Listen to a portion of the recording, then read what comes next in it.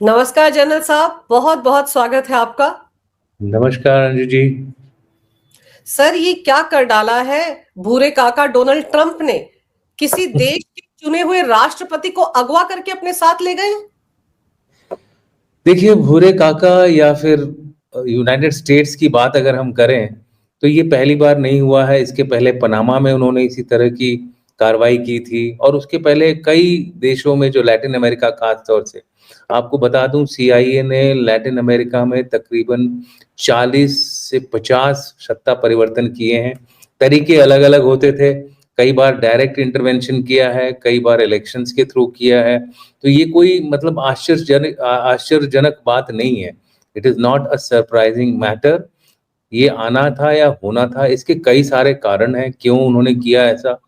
मुझे लगता है कि अमेरिका के जो प्रेसिडेंट हैं इस समय, वो एक मैसेज देना चाहते हैं दुनिया को कि भाई अभी भी वो नंबर वन है जहाँ तक अ, सुपर पावर का सवाल है। दूसरी बात, वो हिचकिचाएंगे नहीं मिलिट्री पावर यूज करने से। अब चाइना को देखिए, 1979 के बाद, 1979 के बाद इन्होंने कभी भी मेजर लड़ाई नहीं लड़ी है। छुट-फुट लड़ाइयाँ लड़ी हैं भारत से, जिसमें भारत ने हर बार उनको हराया है। चाहे वो 67 की लड़ाई हो, चाहे फिर वो 75 में कुछ एक हुआ था, छोटा-सा एक मसला हुआ था। उसके बाद अगर आप देख लें डोकलम या फिर यांगसे, नाकुला, फिर यहाँ पर जो गलवान में हुआ गलवान में हुआ था। हर बार उनको एक्चुअली पीछे ही हटना पड़ा है। तो चाइना की स्ट्रैटेजी है कि इकोनॉमिक ताकत से लोगों को अपने ओर शामिल करना। अमेरिका की जो स्ट्रैटेजी है इकोनॉमिकली, तो वो पूरी तरह से डिपेंडेंट हो गया जब उसने चाइना को सारी मैन्युफैक्चरिंग अपनी चाइना में आउटसोर्स कर दी उसने। अब उसे लग रहा है कि उसने गलती कर दी है। तो अब वो उसके पास एक ही चारा है, वो है मिलिट्री पावर, और उसके थ्रू वो दुनिया को शेप करना चाहता है। दुनिया की जो ग्लोबल पावर है उसको शेप करना चाहता है। उसके लिए उसको कुछ मिल जाते हैं ऐसे छोटे छोटे देश जहां पर कि वो बेधड़क बिना किसी रेजिस्टेंस के अपना इस्तेमाल कर सकता है। ये बात तो आपको माननी होगी कि इस समय मिलिटरली अमेरिका के नजदीक कोई भी नहीं है। मिलिट्रीली मिलिट्री पावर के अगर बात करें हम, तो उनके पास anti air defence full full spectrum है। उनके पास एयर डिफेंस का फुल स्पेक्ट्रम है, ऑफेंसिव एयर का फुल स्पेक्ट्रम है, मिसाइल्स का। आप किसी भी क्षेत्र में ले लीजिए, स्पेशल ऑपरेशंस कमांड है उनके पास। और उनके पास करीबन 40 साल का फोर्स प्रोजेक्शन का एक्सपीरियंस है। फोर्स प्रोजेक्शन से मतलब है अपनी धरती से वो दूर किसी दूसरी जगह पर भी अपना फोर्स और पावर इस्तेमाल कर सकते हैं, क्योंकि उनकी पूरी की पूरी जो आर्म्ड फोर्सेस है इसी तरह बनाई गई है। उनको इसीलिए उनकी जो कमांड है दुनिया की कमांड में बटी हुई है। सेंट्रल कमांड ले लीजिए, स्पेशल ऑपरेशंस कमांड, वो कहीं भी जा सकती है पूरे विश्व में। फिर उसी तरह से पैसिफिक कमांड है, अफ्रीका कमांड है, यूरो कमांड है। तो उनके उनका जो कमांड स्ट्रक्चर है वो दुनिया का कमांड स्ट्रक्चर है। हम लोग अपने देश के अंदर ही बनाते हैं, अपनी ही सेफ्टी के लिए, अपनी ही सिक्योरिटी के लिए बनाते हैं। और उसका डायरेक्ट रीजन ये है कि उनके पास उतने रिसोर्सेज हैं, उतने उतने एयरक्राफ्ट्स हैं, उतने मिसाइल्स हैं, उतना फायर पावर है कि वो हर एक को उतना फायर पावर, उतनी मिसाइल, उतने ट्रूप्स दे सके जितना कि उनको जरूरत है अपने इलाके में दबदबा बनाने के लिए। तो जो जहां तक ये जो एक्शन हुआ है, और अब धीरे धीरे वो लोग अब थोड़ा इसको और बढ़ा रहे हैं। कहने का मतलब है कि अब वो कमांड के बाद अब वो सोच रहे हैं कि वेस्टर्न हेमिस्फीयर, नॉर्थ और साउथ, पूरा हेमिस्फीयर को ही एक कमांड की तरह वो बनाने की कोशिश कर रहे हैं, ताकि उनका जो दबदबा है वो एक एक वैश्विक पटल पे बहुत ही बड़ा लगे। और वेनेजुएला के अंदर जो एक्शन हुआ है, मदुराओ को कैप्चर भी कर लिया है, उसकी वाइफ को भी कैप्चर कर लिया है। उनका इरादा है कि इनको अमेरिका में ले जाके फर्जी सी ट्रायल करेंगे, और उसके बाद उसको या तो जैसे बाकियों को किया था, चाहे लिबिया में हो, चाहे सदाम हुसैन का हो, उस तरह का अंजाम देने की इनकी मुझे लगती है ऐसी कुछ मंशा है ट्रंप की, जिससे कि बाकी जो देश हैं, ऐसे छोटे छोटे देश लैटिन अमेरिका में, वो लाइन पे आ जाए। और इसके लिए रीजन उन्होंने दिया है ड्रग्स का, कि वो ड्रग कार्टेल चलाते थे। उनको उनकी शिप्स को कई बार उन्होंने रोका। सीआईए की जो नजर थी या उनका जो पॉइंट ऑफ व्यू था कि भाई ये सबसे बड़ा ड्रग कार्टेल यहाँ से हो रहा है, लेकिन जो अंदर वाली बात है, जो गहरी बात है, वो दो है। एक तो लैटिन अमेरिका जो कि कुछ न कुछ थोड़ा थोड़ा इंडिपेंडेंट हो रहा था, लैटिन अमेरिकन कॉन्टिनेंट से बाहर जा रहा था, जो कि चाइना, रशिया, ईरान इस तरह की ग्रुपिंग्स की तरफ बढ़ रहा था। जैसे क्यूबा तो पहले से ही है, इसी तरह के और कई देश हैं जो कि झुक रहे थे ईस्टर्न ब्लॉक कह लीजिए उनको, पुराना जो वेस्ट और ईस्टर्न ब्लॉक होता था उस तरह की कुछ लाइनअप बन रही थी, तो उसको रोकने के लिए भी ये कार्रवाई की गई है। दूसरी बात ये है कि अगर आप देखें, मुझे जहां तक लगता है इसके पीछे इंडिया को भी दबाने की कोशिश है। अब मैं बताऊं कैसे है। चाइना भी रशिया से तेल ले रहा है, चाइना को कुछ नहीं कर रहा है। क्यों? क्योंकि उसको चाइना से अभी भी इकोनॉमिक मदद चाहिए, उसको अभी भी वो क्या बोलते हैं, काफी हेविली डिपेंडेंट है चाइना के ऊपर। उन्होंने इंडिया पे सैंक्शन लगाया कि अगर आप रशिया से तेल लोगे तो आपको 25% टैरिफ और देना पड़ेगा। 50 तो डाल ही रखा है, 25 और देना पड़ेगा। फ्री ट्रेड में भारत ने बोल दिया है कि भाई लेना है तो लीजिए, अब यही है हमारी आखिरी पोजीशन, इससे नीचे हम नहीं जाएंगे। यानी कि वो जो एग्रीकल्चरल वाला जो मुद्दा था कि भाई आप हमसे कौन खरीदिए और ये सब, वो भारत ने मना कर दिया है। तो उस पे अब कोई दूसरी पोजीशन नहीं है भारत की तरफ से। तो अब उनको कैसे वो करें? रशिया रशिया का जो तेल का मुद्दा था उसको भारत ने निपटा लिया, समझा लिया, क्योंकि उन्होंने खाली 2 कंपनीज को वो किया था, लगाए थे। सैंक्शन लगाया था। बाकी कंपनीज को इसलिए नहीं लगाया था कि यूरोप को तो अभी भी गैस चाहिए, अमेरिका भी उससे गैस ले रहा है। तो कहने का मतलब ये है कि वो आधे लोगों पे तो उसने सैंक्शन लगा दिया, तो भारत ने भी आधे लोगों से लेना शुरू कर दिया। अब उनका क्या, वो इंटरनल कंपनीज उनको देंगे, उनके थ्रू भारत भी ले सकता है। तो ऐसे कई सारे चीजें थे जिससे भारत ने इस प्रॉब्लम को सर्कमवेंट किया। अब उनको लगा कि अब क्या करें।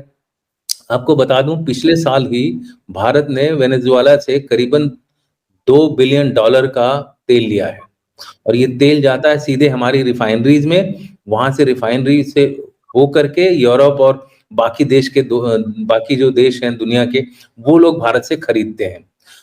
अब मान के चलिए अगर ऐसा हरकत की है अमेरिका ने, जहां की प्रेसिडेंट को ही निकाल दिया गया है। मैं भारत की बात कर रहा हूं कि अब अगर आपका $2 बिलियन का तेल रुक गया है इस साल, कितनी बड़ी मुसीबत आएगी भारत के ऊपर।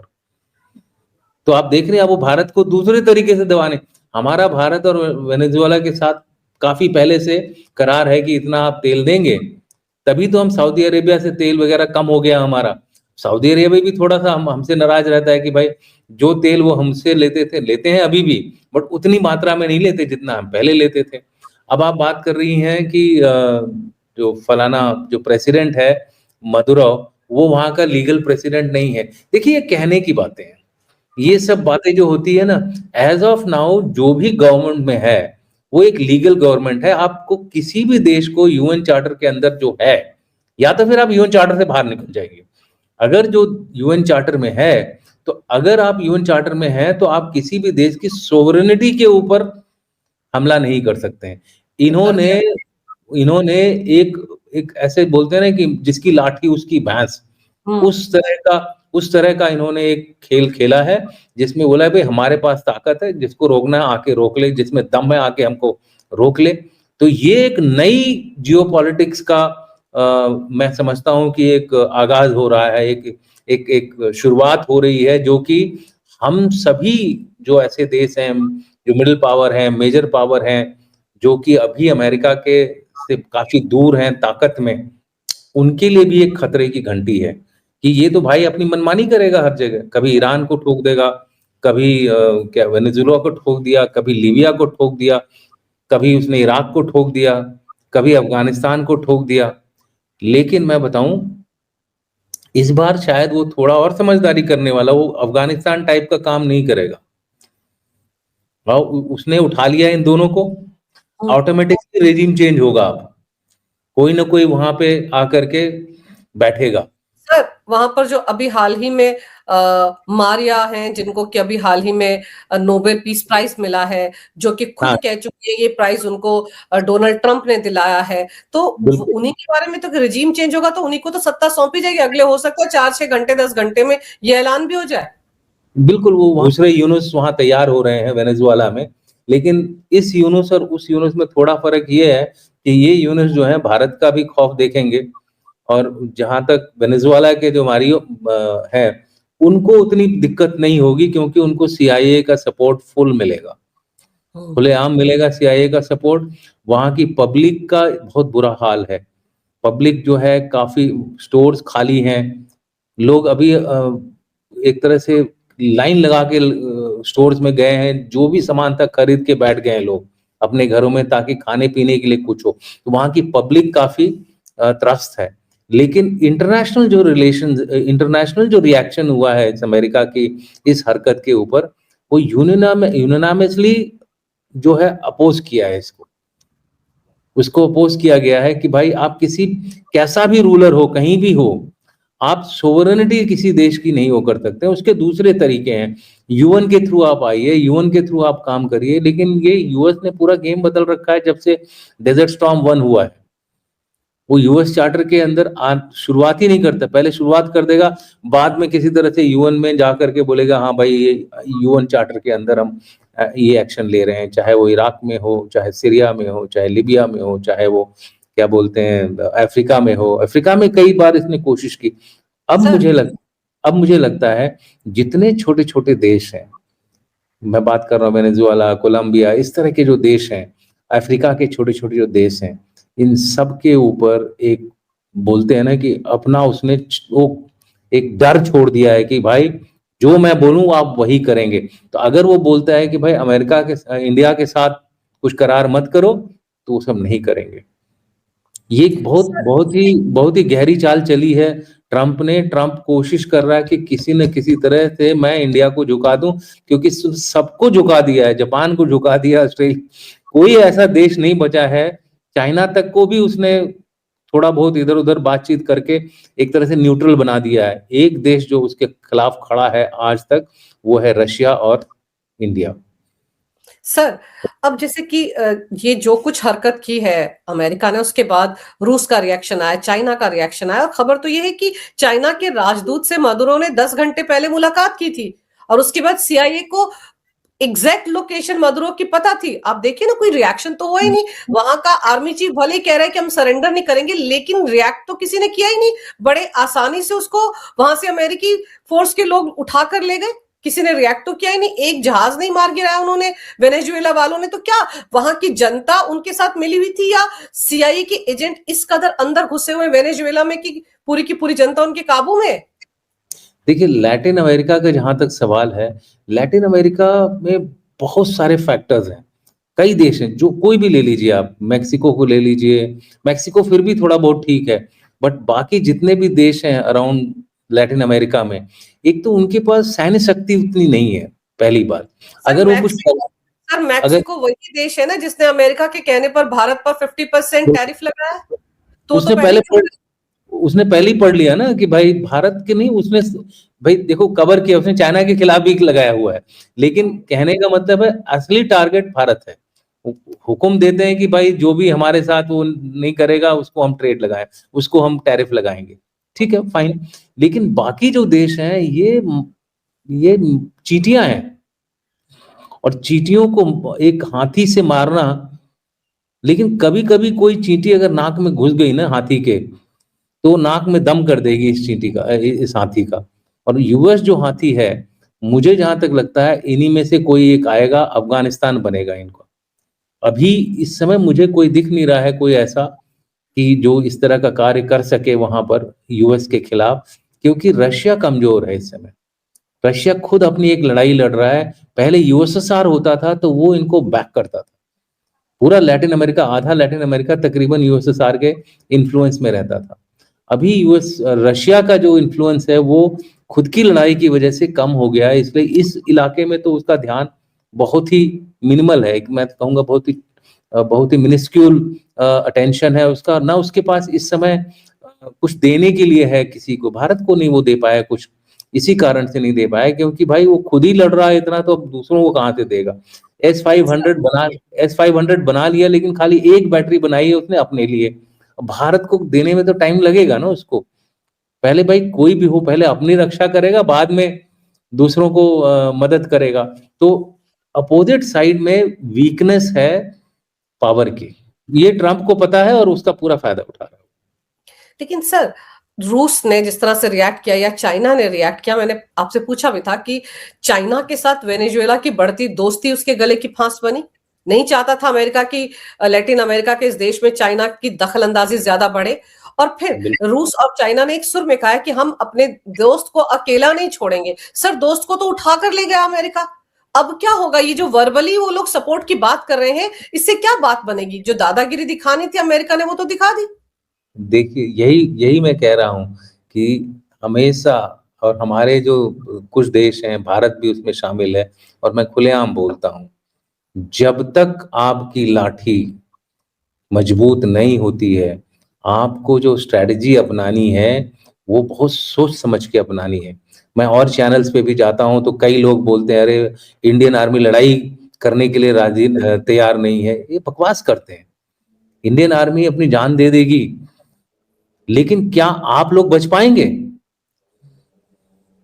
क्या पूरा का पूरा जो आप देखिए, किसी के पास 3,000 4,000 फाइटर एयरक्राफ्ट हैं, आपके पास 400 500 एयरक्राफ्ट फाइटर्स हैं। कितने दिन आप लड़ सकते हैं? एक महीना, 2 महीना?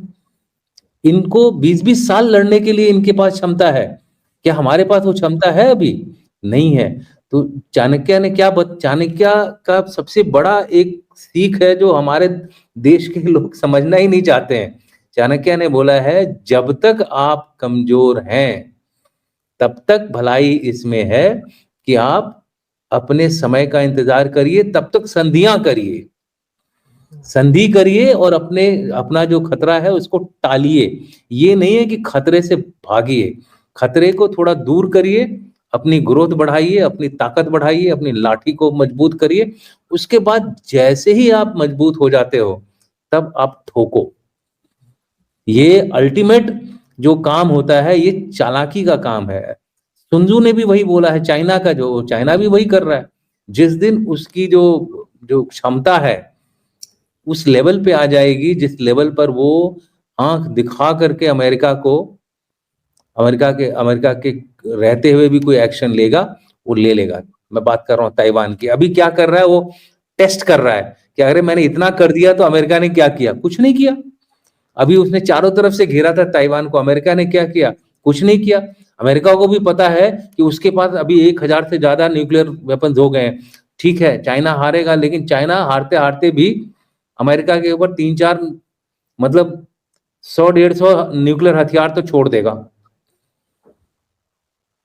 आप समझ रही हैं? तो हमारे पास भी अभी वो काबिलियत है, इसलिए हम लोग थोड़ा सा इन सब छोटे छोटे एक्टर से बचे हुए हैं। आज यूक्रेन की हालत क्या है? उन्होंने अपने न्यूक्लियर हथियार ना 1990 में किसी वो ट्रीटी हुई, उसके तहत उन्होंने अपने हथियारों को वो कर दिया, डिसमेंटल कर दिया, जिसकी वजह से आज देखो वो 4 साल से लड़ाई लड़ रहे हैं। एक एक ब्रह्मास्त्र जो है आपके पास, उसका होना बहुत जरूरी है। और इसलिए मैं कहता हूं, मैं ये नहीं बोलता हूं कि कई लोग बोलते हैं कि भाई हमारे पास जो है 150-200 है वो काफी है। मैं बोलता हूं आज के युग में ये राक्षसी युग चल रहा है, जो जिसका मन कर रहा है वो कर रहा है। कोई इंटरनेशनल रूल, इंटरनेशनल लॉ नहीं है। अगर इंटरनेशनल लॉ होते तो आज पूरे साउथ चाइना सी को चाइना कब्जा करके नहीं बैठा होता। हर छोटे छोटे आइलैंड को उसने कब्जा कर लिया है, जिसकी वजह से जो EEZ होता है वो बोलता बढ़ गया है, वो 9 डैश लाइन 10 डैश लाइन हो गई, कुछ बोलता है वो 11 डैश लाइन हो गई है। तो ये जो कार्रवाई हो रही है, इंटरनेशनल लॉज को एकदम दरकिनार करके हो रही है। यूनाइटेड नेशंस जो है बिल्कुल भी विफल हो गया है बिल्कुल नकारा हो गया इस समय यूनाइटेड ने, कोई सुनता नहीं है यूनाइटेड नेशंस की। अभी ईरान की तरफ से रिएक्शन आया तो कहा गया यूएन की एक बैठक बुलाई जानी चाहिए, कोलंबिया ने बोला। आपको लगता है इनकी कोई सुनेगा? यूएन सर किसके अंडर आता है? कहाँ है उनका हेड ऑफिस? अमेरिका में। तो जो अब अमेरिका कहता है वही तो यूएन करता है सर। तो वही हम बोल रहे हैं कि अब जो है इंटरनेशनल गवर्नेंस, ग्लोबल कॉमन्स के जो ऑफिसेज हैं, अब बनने चाहिए एशिया में, इंडिया में, चाइना में, ऐसी जगहों में बनने चाहिए। क्या बोलते हैं, जापान में, जो ताकतवर देश हैं और अब इस तरह के काम को देख सकते हैं। भारत ने दिखाया कि G20 किस तरह से भारत ने किया, तो भारत में अब वो क्षमता हो गई है कि कोई भी इंटरनेशनल ऑर्गेनाइजेशन को भारत में वो रख सकता है। जैसे कोई भी ले लीजिए, international court of justice Bharat में बनाइए, कौन जाएगा हेग में? वो यूरोप ही पूरा खुद संभलने की कोशिश कर रहा है। आज की डेट में पूरा का पूरा यूरोप जो है, उसकी इकोनॉमी पट हो रखी है, उसको अब डिफेंस के ऊपर डबल पैसा खर्च करना पड़ रहा है। ट्रंप ने बोला 2.5% से कम अगर आपने जीडीपी पे खर्च किया, मैं आपको नहीं देखने वाला हूं। तो वो उसने पूरा यूरोप जो है आज अपने डिफेंस बजट में 2.5% अपना जीडीपी का मिलिटराइजेशन के लिए खर्च कर रहा है, मॉडर्नाइजेशन के लिए खर्च कर रहा है। लेकिन सर, अब आपको मौजूदा हाल में क्या लग रहा है, ये हालात किस तरफ जाते दिख रहे हैं? कहीं रुकेंगे? क्योंकि ईरान भी उसके टारगेट पर है। देखिए, ईरान के 2-3 रीजन हैं। एक तो ईरान अंदर ही अंदर अपने जो गवर्नेंस स्ट्रक्चर है उनका, उसको उसने ध्यान नहीं दिया, जिसके वजह से कॉमन पब्लिक को है ना काफी तकलीफ हो रही है।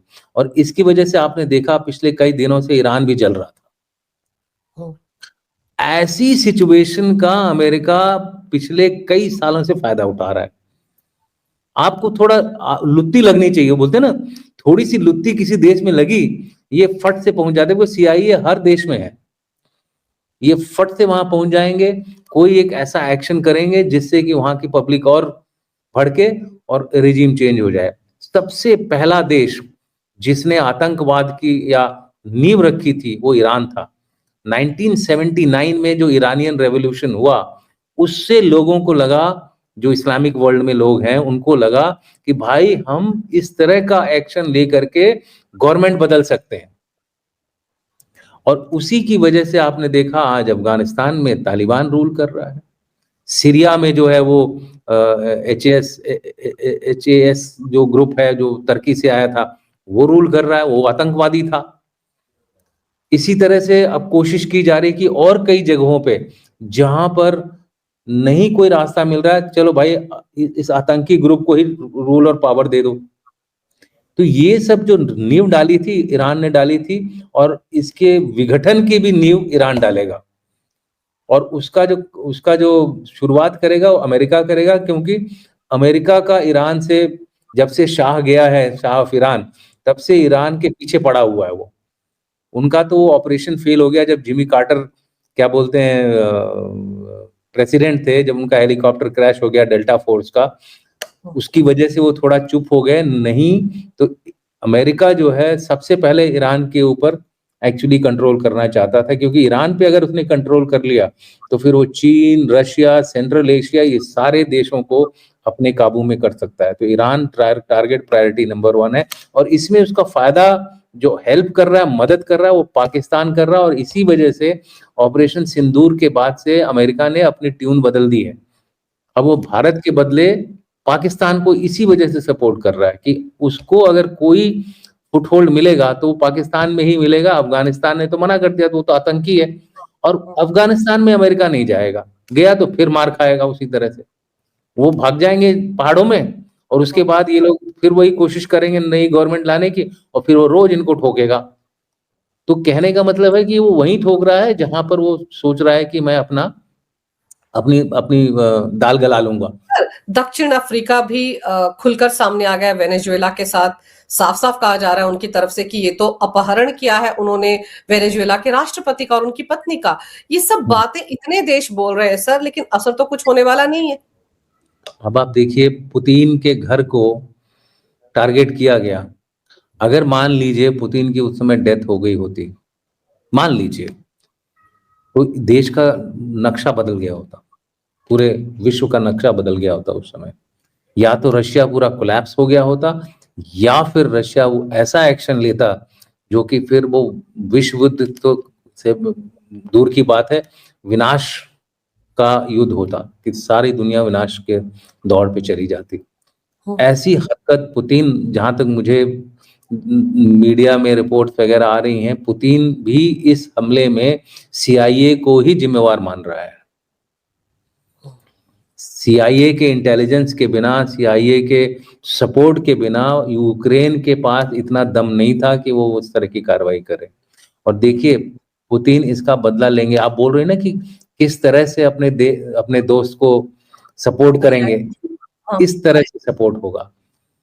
अब ये लोग किसी देश का वो बनाएँगे क्या? नमूना बनाएँगे, और वो कौन होगा, ये देखने की बात है। कुछ देश हैं यूरोप में जो कि इस तरह के टारगेट में आ सकते हैं।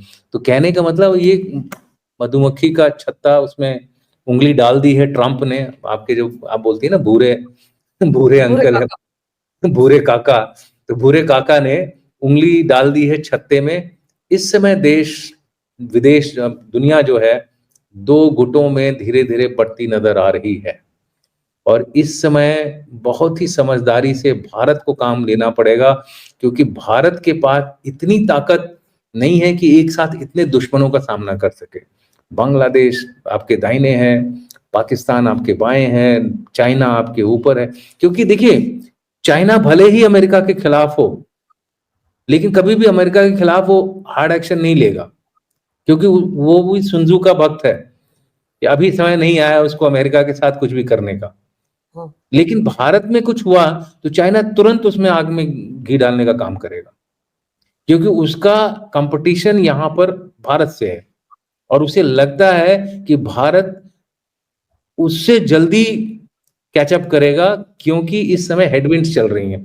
उसकी जो इकोनॉमी है बहुत बुरे हाल है, फटे हाल है, और ये कम ही होगी, ग्रोथ रेट कम ही होगी, और भारत की जो ग्रोथ रेट है वो सस्टेन करेगी डिस्पाइट दुनिया में इतनी सारी हलचलों के बाद। और उसका एक कारण है हमारी जो डोमेस्टिक कंजम्पशन है 800 मिलियन की, वो बहुत बड़ा मार्केट है, और हमारे लोग जो हैं आजकल आजकल की जो जेन जी और जेन अल्फा अल्फा भी आ गया है, मैंने सुना है अब तो ये इन लोगों को खर्च करने में अच्छा लगता है। कहने का मतलब है कि अब किसी के पास पैसा आता है, आपको एक कहानी बता के मैं अपनी बात को समाप्त करने की वो करूंगा। एक कपल थे, उनके मदर फादर ने डिसाइड किया कि शादी करेंगे, शादी करा देते हैं अच्छी से। तो उन्होंने बोला कि देखिए, आप हमारी कोई शादी वादी मत कराइए, एक हमको रजिस्ट्रार कोर्ट मैरिज में ले जाइए, वहां पे शादी करा दीजिए, घर पे आकर के मतलब वापस आकर के एक जॉइंट सा एक हल्का फुल्का क्लोज फ्रेंड्स के साथ एक रिसेप्शन करा दीजिए। 40 लाख आपने रखे थे, 40 लाख आपने रखे थे, 80 लाख हमें दे दीजिए, और उसके बाद हम जिस इससे जो करना है वो हम करेंगे। आप यकीन मानिए उन्होंने किया क्या? उन्होंने 40-40, 80 लाख अपने रखे, और कुछ मेहनत करके उन्होंने जो एक 2-3 साल में उन्होंने 25-30 लाख और बचाए। 1 करोड़ के करीब जब उनके पास पैसा आया, तो उन्होंने जो सबसे महँगी कार होती है भारत की, वो खरीद ली। घर अभी भी रेंट पे रहते हैं। बोलते हैं अभी तो हम ज़िंदा हैं, अगर अभी हम नहीं एन्जॉय करेंगे, तो कब करेंगे? तो ये एक जो नया फितूर चढ़ा है भारत के अंदर खर्च करने का, वो आपकी इकोनॉमी को फोर्स मल्टीप्लायर का इफ़ेक्ट देता है। तो डिस्पाइट ऑल द हलचल, डिस्पाइट देखिए, चाइना जब ग्रोथ कर रहा था ना, तो दुनिया में कुछ नहीं हो रहा था, और अमेरिका उसको सपोर्ट कर रहा था। वेस्ट उसको सपोर्ट कर रहा था, यूरोप उसको सपोर्ट कर रहा था। आज की डेट में भारत ग्रो कर रहा है 6.3, 6.8, 7, डिस्पाइट कि सब हमारे अगेंस्ट हैं। हुँ, तो टेक्निकली स्पीकिंग हम अभी 10 से 12% की ग्रोथ रेट पे चल रहे हैं। अगर ये अपोजिशन नहीं होती, अगर हमारा वेनेजुएला का तेल नहीं रुकता है, तो आप सोचिए कितना आगे बढ़ते हैं हम लोग। कुछ बात चल रही थी कि हमारे पेट्रोल और डीजल के दाम कम कर दिए जाएंगे, लेकिन अब मुझे नहीं लगता कि वो हो पाएगा। देखिए, अमेरिका देख रहा है हमारे को कि हम कर क्या रहे हैं। ये हमारे लिए बहुत बड़ी चिंता का विषय है। सर मैं ये समझना चाह रही हूँ कि मदुरो को और उनकी पत्नी को अमेरिका ले जाकर ये लोग क्या करने वाले हैं? क्या सद्दाम जैसा हाल होने वाला है? नहीं, ये क्या करेंगे, थोड़ा-सा ये अभी रिफाइंड मेथड में काम करेंगे। ये इनकी करेंगे ट्रायल, प्रॉपर दिखाएंगे कि भाई हमने एक बड़े सुनियोजित तरीके से इनको फेयर चांस दिया है अपनी बात को रखने का, अपनी को डिफेंड करने का। अमेरिका में आपको पता ही है, डेमोक्रेटिक कंट्री है, एक आध वकील खड़ा कर देंगे जो कि उनकी पैरवी करेगा, लेकिन वहां तो डिसीजन ज्यूरी देती है। वहां वकील तो मतलब जज डिसीजन नहीं देता है, जज खाली शेप कर सकता है माइंड, लेकिन ये बोल सकता है कि थोड़ा हीनियस क्राइम है, इसमें आप लोगों को ठीक से सोचना चाहिए, ठीक इसकी पनिशमेंट होनी चाहिए, गिल्टी करना चाहिए, इस तरह की बातें वो सजेस्ट कर सकता है, बोल नहीं सकता कि आप करो। तो जो ज्यूरी होती है वो बताती है कि बंदा गिल्टी है या नहीं गिल्टी है। अब वो ज्यूरी कैसी सेलेक्ट करेंगे, वैसे ही सेलेक्ट करेंगे जो कि ये वेनेजुएला और इस तरह के विचारों से अलग हो। 17-18 लोग होते हैं, डिपेंडिंग ऑन किस तरह का केस है। मैं भी अमेरिका में था तो एक बार मेरा भी नाम आया, तो मैंने बोला कि मैं तो सिटीजन नहीं हूँ, तो उन्होंने मेरा नाम हटा दिया। मैं 18-20 2 साल रहा था वहां पे। तो उस बीच में वो रैंडमली देते हैं, बट अब कितना रैंडम होगा मुझे नहीं पता। पहले तो था कि मेरा नाम देख करके उन्होंने एक डाल दिया, कर्नल लिखा रहता था, तो उन्होंने बोला ये अच्छा है, ज्यूरी के लिए डाल दिया हमारा नाम। लेकिन जब मैंने बताया कि भाई मैं सिटीजन नहीं हूं, तो उन्होंने अब मेरा नाम निकाल दिया। तो अब नहीं, इसके मामले में ऐसा नहीं होगा। इसके मामले में चुन चुन के ऐसे लोग सेलेक्ट किए जाएंगे, गिल्टी डिक्लेयर होंगे, और उसके बाद हो सकता है इनको या तो पनिशमेंट दे करके गोतनामा बे में डाल दें परमानेंटली, वाइफ को भाई एक हाउस अरेस्ट उस तरह का कुछ करके उनको क्या बोलते हैं, एक रिफ्यूजी स्टेटस दे करके वहां रहने दें। यही मुझे लगता है कि 99% वो होगा। और वहां पे तो आपने नोबेल प्राइज विनर को पहले ही भेज दिया है, उसको बोलेंगे भाई गवर्नमेंट टेक ओवर करो, उसके बाद अपनी मनमानी करो। बेल आप उसको नहीं देंगे, इसको देंगे, इस तरह की चीजें होंगी। सर, अमेरिका में ये भी खबरें आ रही है ना कि वहां की जो सेनेट है उसको भी नहीं बताया था डोनाल्ड ट्रंप ने इस हमले के बारे में, कोई परमिशन या उनको कोई जानकारी नहीं दी गई थी। वहां पर भी रिएक्शन हो रहा है क्योंकि सीधे सीधे डोनाल्ड ट्रंप ने आदेश दिया इस तरह के एयर स्ट्राइक का। तो आपको लगता है कि वहां कोई दिक्कतें बढ़ सकती हैं डोनाल्ड ट्रंप की, या वहां के जो देखिए मुद्दे हैं उनसे ध्यान भटकाने के लिए वो ये सब हरकतें कर रहा है? देखिए अमेरिका का जो रूल है, मतलब अमेरिका की जो संवैधानिक कॉन्स्टिट्यूशनल रूल है, वो ये है कि बिना कांग्रेस की क्लियरेंस के आप कोई भी इस तरह का ऑपरेशन लॉन्च नहीं कर सकते हैं। लेकिन इन्होंने भी उसको उसका एक रास्ता ढूंढ लिया। नहीं नहीं, उसका एक रास्ता ढूंढ लिया है। हम्म। अब ये बोल रही है वॉर नहीं कर रहे हैं हम,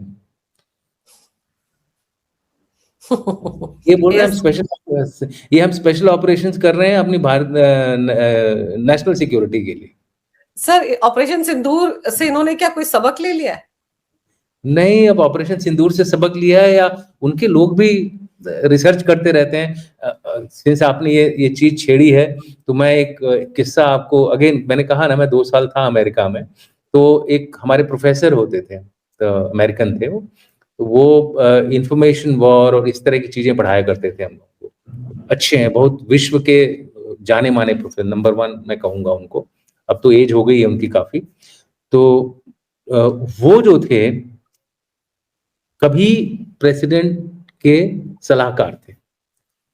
तो उस समय ये डिस्कशन चल रहा था कि हम इराक में अटैक करें या ना करें। तो जब ये डिसीजन लिया गया कि नहीं हमें तो करना ही है अटैक, तो फिर उन्होंने बोला कि भाई अटैक करना है तो कोई रीजन देना पड़ेगा। अब आप देख रही हैं, डिसीजन पहले ले लिया गया कि हम अटैक करेंगे, अब रीजन बाद में ढूंढा जा रहा है। यही वेनेजुएला के साथ भी हुआ है। डिसीजन ले लिया गया था कि हम वेनेजुएला को सबक सिखाएंगे, रीजन वगैरह नार्को टेररिज्म वगैरह ये सब बाद में ढूंढा गया। ओके, जहां पर उसके कुछ मिले हैं, कुछ उनको एविडेंस टाइप मिला है, वो दिखाएंगे। तो जो ये सलाहकार थे इन्होंने बोला कि ये रीजन मत दीजिए, वहां नहीं है कि वेपन, न्यूक्लियर वेपन नहीं है वहां पर, केमिकल वेपन नहीं है वहां पर, आप ये रीजन मत दीजिए। आपकी आपकी इसमें क्रिटिसिज्म होगी, as president of US you will be criticised for this.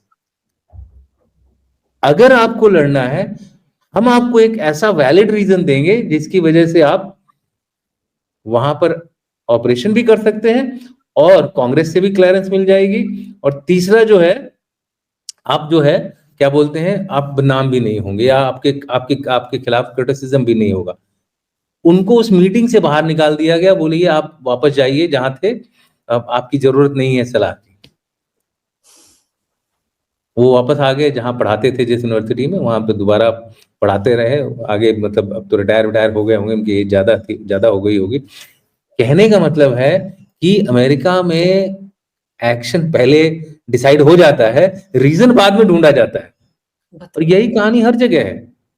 तो इन्होंने एक्शन पहले ही कर लिया था कि मदुराओ को पकड़ेंगे, उसको यहाँ लाएँगे, रेजिम चेंज होगा। उनका मेन एम था रेजिम चेंज करना। रेजिम चेंज होगा, अब रीज़न ढूँढो, नार्को टेररिज्म। लैटिन अमेरिका में कौन-सा देश ऐसा नहीं है जो नार्को टेररिज्म में नहीं लिप्त है? वहाँ पे एक ट्रायंगल है जो वो मैं उसका नाम भूल रहा हूँ, 3 देशों का, मेक्सिको भी उसमें शामिल है। ये लोग मतलब गवर्नमेंट के काबू में नहीं है ये लोग। इनकी एक अलग ही माफिया है, अलग ही इनका गैंग है, चाहे गन रनिंग हो, ये पहले आईआरए को सपोर्ट करते थे। मैं तो टेररिज्म का बहुत सालों से अध्ययन कर रहा हूँ। इनफैक्ट अमेरिका में मैं गया ही था टेररिज्म की पढ़ाई करने के लिए 2 साल। तो मेरा कहने का मतलब है कि ये इनका पहले से वहाँ पर इतने सारे ड्रग और गन रनिंग के गैंग्स हैं, इनका आपस में गैंग वॉर होता है। ये तो यहाँ तक है, मेरा एक आर्टिकल है, आप करीब मैंने 15 साल पहले लिखा था, जिसमें ये लोग कोशिश कर रहे थे एक न्यूक्लियर शिप को अपने यहाँ ला करके उससे न्यूक्लियर मटेरियल निकालने के लिए, जो कि क्या बोलते हैं हम उसको बोलते हैं कि लाइफ उसकी खत्म हो गई थी। जब यूएसएसआर टूटा था, तो उसमें कई सारी शिप्स वगैरह जो थी वो एकदम वो हो गई थी, कंडम होके पड़ी हुई थी। उसको ये लोग ला रहे थे, रास्ते में पकड़े गए, फिर उसको वापस ले जा करके उसको डिस्ट्रॉय किया गया। इस तरह की हरकत यहाँ होती है लैटिन अमेरिका में। तो ये खाली वेनेजुएला को एक क्या बोलते हैं निशाना बनाकर उसके ऊपर जोर लगाना वो इसलिए था क्योंकि वो तेल का भंडार वहां उनको मिल गया, और वो तेल का भंडार शेल गैस वाले भूरे काका को अच्छा नहीं लगा कि भाई ये कहाँ अपना इंडिपेंडेंटली शुरू हो गया है। भले ही वो गवर्नमेंट लीगल थी इलीगल थी, doesn't matter. The work which you have done is in continuation, जो जैसे आप पहले करते आ रहे हैं, बिना किसी मैंडेट के, बिना किसी कांग्रेस की क्लियरेंस के आपने ये एक्शन लिया। ऑब्वियसली कांग्रेस इसके अगेंस्ट, देखिए आधा अभी डेमोक्रेट्स अभी थोड़ा लो लाइंग है, बट ऐसा नहीं कि वो खत्म हो गए, आएंगे वो 3 साल बाद आएंगे, बढ़ चढ़ कर आएंगे, वो फिर इनको तगड़ी फाइट देंगे। सर ये 3 आप साल बाद तो आएंगे अभी इसी साल के आखिर में जो मिड टर्म इलेक्शन होने उसमें भी तस्वीर खुलकर बिल्कुल सामने आ जाएगी कि डोनाल्ड ट्रंप के पक्ष में कितने लोग खड़े बिल्कुल हैं। हर जगह जो उनकी मेजोरिटी है ना बहुत कम है। हम्म, सेनेट में भी आई थिंक 2 या 3 का फर्क है। याद होगा आप एक बार वो किसी की कंफर्मेशन करनी थी, आई थिंक हाँ मार्को रूबियो की तो करनी थी। हम्म। जब 50-50 हो गया तो वाइस प्रेसिडेंट को बुलाया गया कि भाई आप आइए और अब डिसाइडिंग वोट आप डालिए। तो वो जेडी वांस को बुलाया गया, उन्होंने डिसाइडिंग वोट डाला, तब जाके वो कंफर्म हुए। और आज वो कितनी बड़ी बड़ी बातें कर रहे हैं। वही कह रहे हैं ना कि वेनेजुएला में तो राष्ट्रपति थे ही नहीं, वो तो बिल्कुल मदुरो तो वहां पर अवैध सरकार चला रहे थे। चलिए लेकिन सर अब देखते हैं अगले कुछ घंटे बहुत इंपॉर्टेंट रहने वाले वेनेजुएला के लिए और डोनाल्ड ट्रंप के लिए भी। सर आपने समय निकाला इस विषय पर, बहुत ही अहम जानकारी मेरे दर्शकों को दी, आपका बहुत बहुत धन्यवाद। नमस्कार, भारत माता की जय, वंदे मातरम, जय हिंद। थैंक यू, नमस्कार, वंदे मातरम, जय हिंद, जय भारत। जय भारत।